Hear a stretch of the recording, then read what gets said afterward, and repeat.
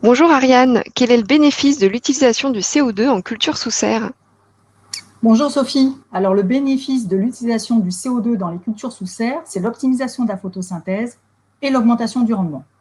Il y a plusieurs années, des expérimentations ont été menées qui ont montré qu'une injection de CO2 de 800 ppm, l'air atmosphérique est à 350 ppm, permettait une augmentation de rendement de 15% en culture de tomates et en serre fermée. Et quelles sont les sources de CO2 les plus utilisées?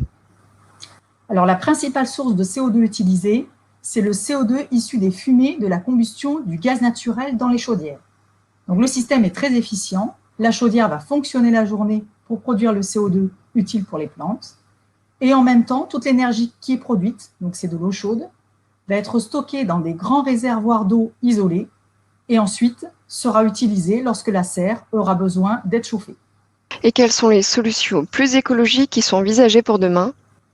Alors nous sommes dans une transition énergétique où il va falloir s'affranchir de l'utilisation des énergies fossiles progressivement et donc de l'utilisation du CO2 issu du gaz naturel. Donc nous avons étudié 3 pistes possibles. La première, c'est le CO2 issu de méthaniseurs lors de la fabrication du biogaz. La seconde, le CO2 issu de la combustion de la biomasse. Et la troisième, de capter le CO2 de l'air, de le reconcentrer pour ensuite l'injecter dans les serres.